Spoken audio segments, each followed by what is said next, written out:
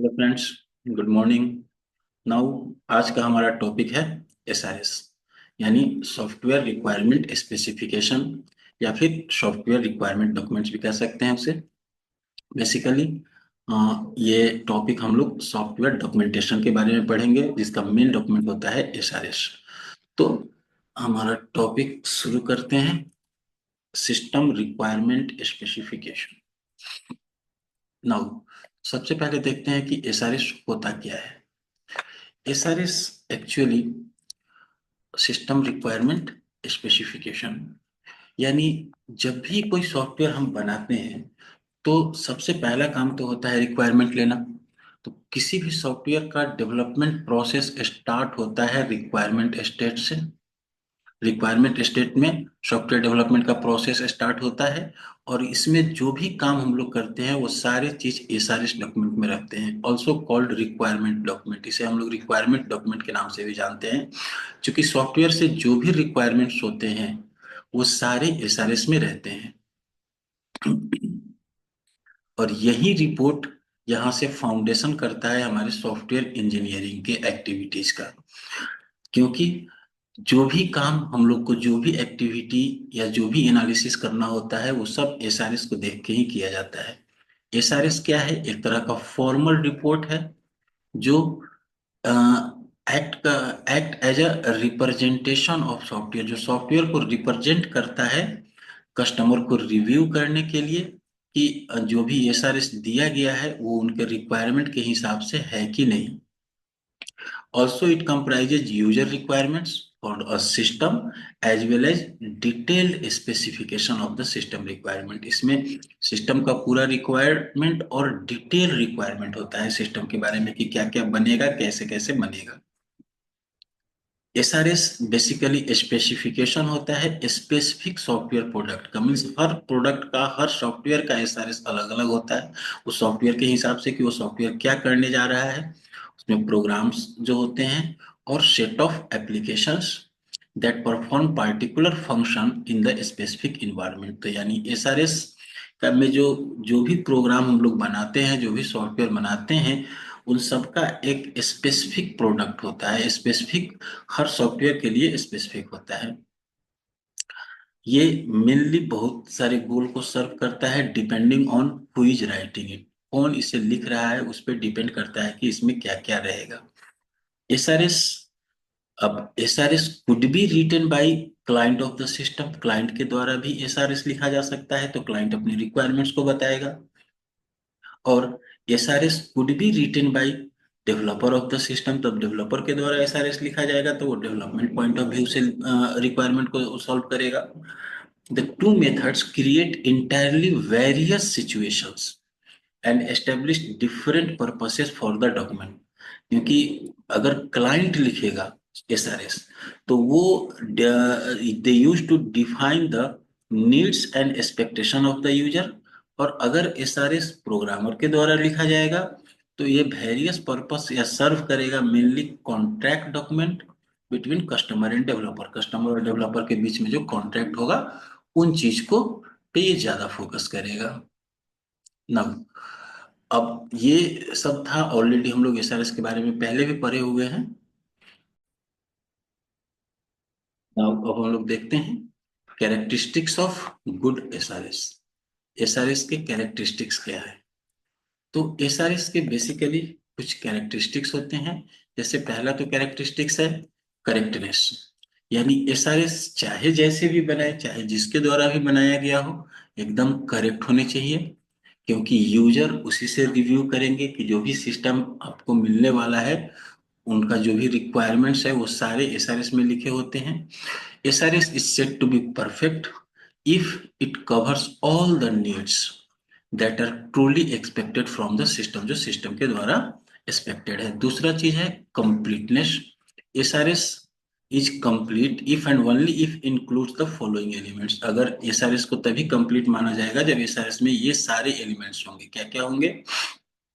All essential requirements, whether related to functionality, performance, design, constraints, attributes or external interfaces. दूसरा, definition of their purpose, their responses of the system.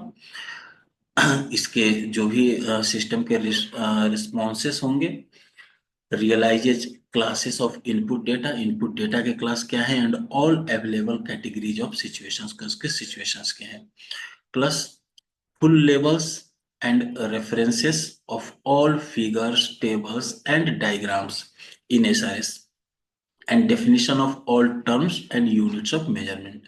तो ये सारे चीज होने चाहिए आपके एसआरएस में। इसके अलावा और भी इसके कैरेक्टरिस्टिक्स हैं, जैसे नेक्स्ट कैरेक्टरिस्टिक्स है हमारा कंसिस्टेंसी। जो भी सॉफ्टवेयर होने चाहिए करेक्ट तो होने ही चाहिए, कंप्लीट होने ही चाहिए, साथ में कंसिस्टेंट भी होने चाहिए, साथ में ये कंसिस्टेंट भी होने चाहिए। कंसिस्टेंट का मतलब क्या है?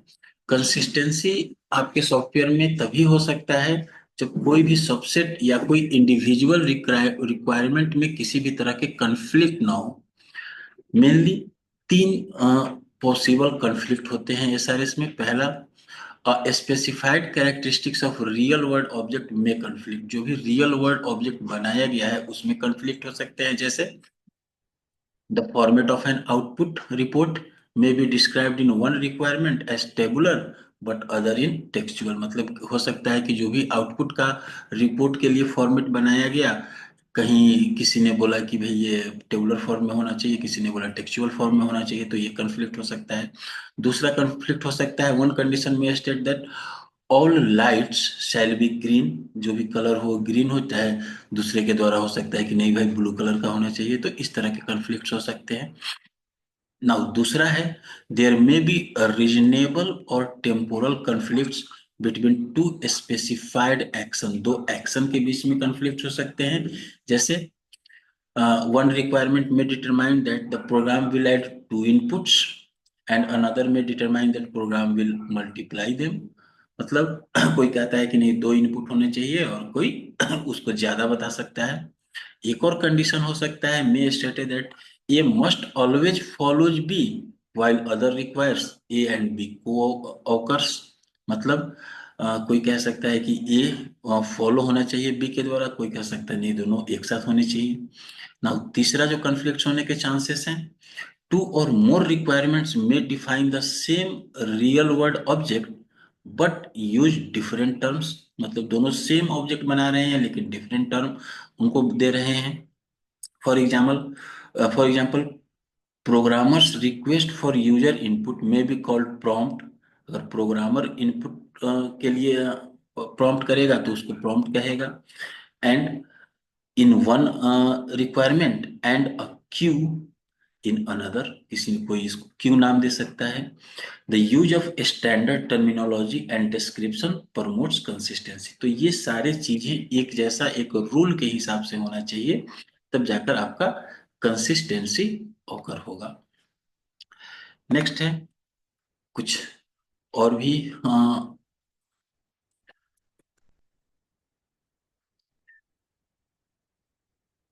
कुछ और भी कैरेक्टरिस्टिक्स हैं। जैसे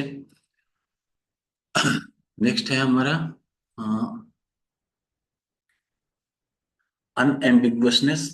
अनएम्बिगुअसनेस का मतलब क्या होता है कि जो भी एसआरएस डॉक्यूमेंट्स हों वो अनएम्बिगुअस होने चाहिए। मतलब कि उसमें किसी भी तरह का कोई कंफ्यूजन नहीं होना चाहिए, जो रिक्वायरमेंट है वो फिक्स्ड है। ये आपको सजेस्ट करता है कि जितने भी एलिमेंट्स हैं वो यूनिकली इंटरप्रेटेड किए गए हैं। अब इस केस में बहुत सारे अलग अलग तरह के मेथड्स यूज किए जाते हैं, जैसे with multiple definitions the requirements report should determine the implication in SRS. अगर कोई किसी चीज का मल्टीपल डिफिनेशन है तो वो एक अलग इम्प्लीकेशन कर सकता है। सो अगर वो मल्टीपल डेफिनेशन किसी प्रोडक्ट का देते हैं, किसी ऑब्जेक्ट का देते हैं, तो एकदम क्लियर और सिंपल टू अंडरस्टैंड होने चाहिए। तो ये है अनएम्बिगुअसनेस। नेक्स्ट एक है ranking for importance and stability. तो SRS is ranked for importance and stability. अगर सारे रिक्वायरमेंट में आइडेंटिफायर हो उन्हें इंडिकेट करने के लिए, तो आइदर वो सिग्निफिकेंस हो या स्टेबिलिटी हो पार्टिकुलर रिक्वायरमेंट का, तो सारे में आइडेंटिफायर्स होने चाहिए typically. All requirements are not equally important. Generally क्या होता है कि जितने भी रिक्वायरमेंट है वो सारे इम्पोर्टेंट नहीं होते हैं। कुछ इसेंशियल्स हो सकते हैं, कुछ क्रिटिकल हो सकते हैं, life critical applications, while others में बी डिजायरेबल। कुछ डिजायरेबल हो सकते हैं, कुछ इसेंशियल हो सकते हैं, कुछ डिजायरेबल हो सकते हैं। तो इसमें जितने भी एलिमेंट्स हैं उनको आइडेंटिफाई करके और इनके डिफरेंसेस को क्लियर एंड एक्सप्लिसिट करना चाहिए।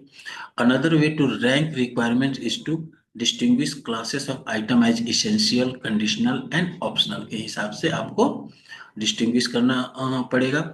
नेक्स्ट है modifiability. SRS should be made as modifiable. जो भी एसआरएस बनता है वो मॉडिफाइबल होने चाहिए, क्योंकि जो भी रिक्वायरमेंट्स आपको यूजर के द्वारा मिलता है कहीं ना कहीं पे जाके उनको फिर से मॉडिफाई करने की जरूरत पड़ती है।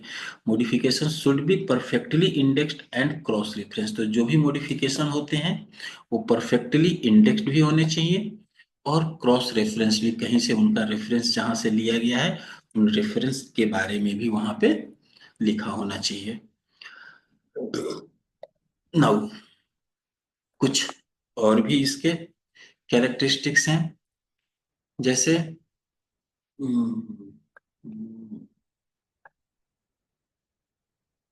Now verifiability. जो भी हमारा एसआरएस डॉक्यूमेंट है वो करेक्ट तो होते ही हैं, करेक्ट तो होने ही चाहिए। साथ में जो भी रिक्वायरमेंट है उनमें वो रिक्वायरमेंट जो भी दिया गया है रिक्वायरमेंट वो वेरीफाइड होने चाहिए, कॉस्ट इफेक्टिव होने चाहिए। जो भी फाइनल प्रोडक्ट या फाइनल सॉफ्टवेयर हम लोग देंगे वो सारे उस रिक्वायरमेंट से मीट करने चाहिए। और requirements are verified with the help of reviews. जो भी हम लोग उसके बाद जब एसआरएस बन जाते हैं तो उनके रिव्यूज होते हैं और रिव्यूज के बाद वो वेरीफाइड होने चाहिए। नेक्स्ट है ट्रेसेबिलिटी। ट्रेसेबिलिटी का मतलब होता है कि एसआरएस ट्रेसेबल होता है if the origin of each of the requirement is clear. अगर सारे रिक्वायरमेंट का ओरिजिन क्लियर है, then reference of each condition in future development और इन्हांसमेंट डॉक्यूमेंटेशन। मतलब अगर सारा रिक्वायरमेंट क्लियर है तो उनके रेफरेंसेस हर कंडीशन के, कि जो भी उनके रेफरेंस लिए गए या जहां से भी वो आए, जहां से भी वो रेफरेंस लिया गया है उस रिक्वायरमेंट का, वो सारे होने चाहिए। There are two types of traceability. Traceability actually दो तरह का होता है, एक बैकवर्ड ट्रेसेबिलिटी और एक फॉरवर्ड ट्रेसेबिलिटी। बैकवर्ड ट्रेसेबिलिटी का मतलब क्या है? This depends upon each requirement explicitly referencing its source in earlier document। जो भी पिछले डॉक्यूमेंट में उसके सोर्स का रेफरेंस दिया गया है। फॉरवर्ड ट्रेसेबिलिटी क्या होता है? It depends upon each element in SRS having unique name और रेफरेंस नंबर। इसका एक यूनिक नेम होता है और एक रेफरेंस नंबर होता है। तो जो भी फॉरवर्ड ट्रेसेबल होता है वो थोड़े से क्रूशियल होते हैं, कि जब भी सॉफ्टवेयर प्रोडक्ट इंटर करता है ऑपरेशन में, जब भी उस एसआरएस के आधार पे हम प्रोडक्ट बनाते हैं या फिर मेंटेनेंस फेज में जाते हैं, तो उस हिसाब से ये क्रूशियल हो जाता है हमारा फॉरवर्ड ट्रेसेबल। अगर कोड और या फिर डिजाइन डॉक्यूमेंट को मॉडिफाई किया जाता है तो ये नेसेसरी है कि उस डॉक्यूमेंट्स को, उस मॉडिफाइड चीज को डॉक्यूमेंट में भी कंप्लीट किया जाए या डॉक्यूमेंट में भी डाला जाए। नेक्स्ट है हमारा design independence. There should be an option to select from multiple design alternative. क्योंकि बहुत सारे अलग अलग तरह के डिजाइन होते हैं, उनमें से फाइनल सिस्टम बनाने के लिए जो भी अल्टरनेटिव डिजाइन हमको मिलते हैं वो डिजाइन सिलेक्ट, एक सही डिजाइन सिलेक्ट होना चाहिए। More specifically SRS should not contain any implementation detail. यानी एसआरएस में कोई इम्प्लीमेंटेशन डिटेल्स नहीं होते हैं। नाउ और भी इनके कुछ अ, और भी इनके कुछ कैरेक्टरिस्टिक्स हैं, जैसे कि आप कह सकते हो, यस, टेस्टेबिलिटी। जो भी हमारे डॉक्यूमेंट्स होते हैं वो टेस्टेबल होने चाहिए, जिनको टेस्ट किया जा सके। क्योंकि एसआरएस लिखने के बाद अब सिर्फ प्रोडक्ट का ही टेस्टिंग नहीं होता है, इसके बाद जो टेस्ट केसेस बनते हैं या जो टेस्ट प्लान बनते हैं वो सारे SRS डॉक्यूमेंट पे ही डिपेंड होते हैं। उसके बाद अंडरस्टैंडेबल बाय द कस्टमर, जो भी हम SRS बनाते हैं या जो भी डॉक्यूमेंट बनाते हैं वो बेसिकली एंड यूजर के लिए ही बनाया जाता है।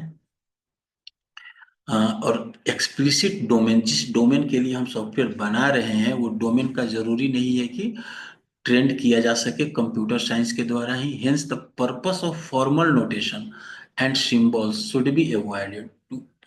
मतलब बहुत सारे चीजें उस सॉफ्टवेयर के डोमेन के बारे में या उनके जो नोटेशंस हैं, उनके जो सिंबल्स हैं, उनके बारे में आपको ये सारे डॉक्यूमेंट से ही समझ में आ जाना चाहिए। जो भी लैंग्वेज लिखा जाए डॉक्यूमेंट में वो एकदम सिंपल और क्लियर होने चाहिए। उसके बाद the right level of abstraction, अगर SRS लिखा गया है फॉर द रिक्वायरमेंट स्टेज में ही अगर SRS लिखा गया है तो इसके details should be explained explicitly. जो भी उनका डिटेल्स है उसे भी एक्सप्लिसिटली एक्सप्लेन करना होगा, किया हुआ रहता है। Whereas for a feasibility study fewer analysis can be use, feasibility study के लिए बहुत सारे एनालिसिस की जरूरत नहीं होती है। Hence, the level of abstraction modifies according to the objective of SRS। जो भी आपका SRS है उनके ऑब्जेक्टिव के हिसाब से लेवल ऑफ एब्स्ट्रैक्शन आप मॉडिफाई कर सकते हो। नाउ अब ये सारे पॉइंट्स थे हमारे एक अच्छे, या आप कह सकते हो कि ये सारे कैरेक्टरिस्टिक्स थे हमारे SRS के। नाउ एक अच्छे SRS डॉक्यूमेंट के कुछ प्रॉपर्टीज भी होते हैं। नेक्स्ट टॉपिक हम लोग देखते हैं properties of SRS document. Again चीजें वही हैं, बस उनका नाम कुछ अलग दिया गया है। जैसे जो कैरेक्टरिस्टिक्स हैं,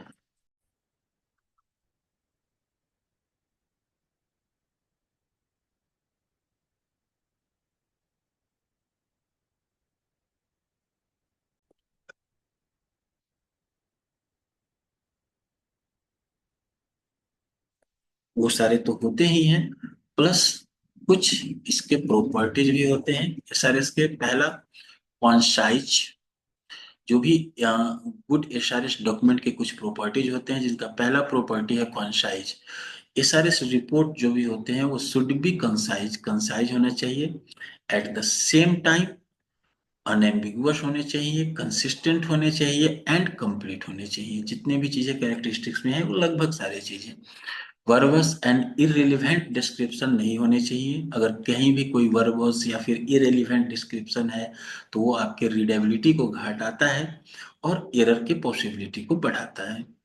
दूसरा है structured, it should be well structured. जो भी आपका SRS डॉक्यूमेंट होते हैं वो सब वेल स्ट्रक्चर्ड होना चाहिए। अगर वेल स्ट्रक्चर्ड डॉक्यूमेंट है तो समझने में आसान होता है और मॉडिफाई करने में आसान होता है।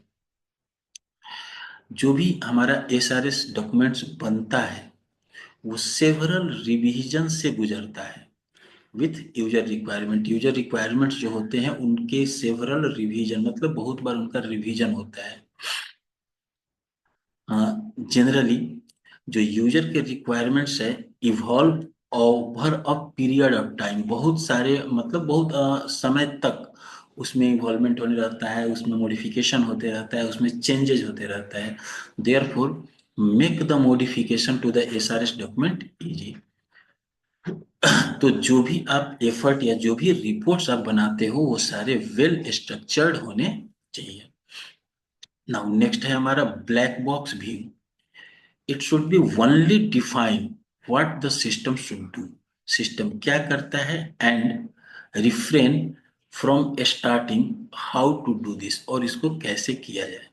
This means that SRS document should define the external behaviour of the system, system के एक्सटर्नल बिहेवियर को डिफाइन करता है और इसके एंड ये इम्प्लीमेंटेशन इशू को डिस्कस नहीं करता है। SRS रिपोर्ट जो होते हैं should be viewed in the system to be developed as a black box and should define the externally visible behaviour of the system. मतलब ये जस्ट एक ब्लैक बॉक्स की तरह होता है, सिर्फ एक्सटर्नली विजिबल बिहेवियर को देखते हैं, इंटरनल इम्प्लीमेंटेशन का इसमें कोई डिटेल नहीं होता है। For this reason the SRS report also known as the black box specification of the system. तो इसलिए इसे ब्लैक बॉक्स स्पेसिफिकेशन के नाम से भी जाना जाता है। नाउ एक अच्छे एसआरएस के कुछ और भी प्रॉपर्टीज होते हैं, लाइक जो भी आपका एसआरएस डॉक्यूमेंट होते हैं, कॉन्सेप्चुअली इंटीग्रिटी होने चाहिए उनमें। कॉन्सेप्चुअल इंटीग्रिटी होने चाहिए। कॉन्सेप्चुअल इंटीग्रिटी का मतलब क्या होता है? It should show conceptual integrity so that the reader can merely understand it। मतलब जो भी इसके रीडर हैं उनको आसानी से समझ में आ जाना चाहिए।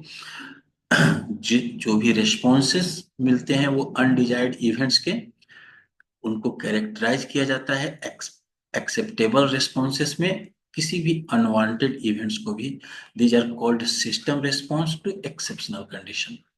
नाउ वेरीफाइबल, जितने भी रिक्वायरमेंट्स होते हैं सिस्टम के, जो डॉक्यूमेंटेड किया गया है एसआरएस में, शुड बी करेक्ट, वो करेक्ट होने चाहिए। Means that it should possible to decide whether or not requirements have been met in an implementation। मतलब जो भी रिक्वायरमेंट है वो इम्प्लीमेंटेशन के समय मीट करता है कि नहीं, ये सारी चीज एकदम करेक्ट और क्लियर होनी चाहिए। तो ऐसा आज हम लोगों ने पढ़ा एसआरएस डॉक्यूमेंट के बारे में। आज का क्लास इतना है। Thank you.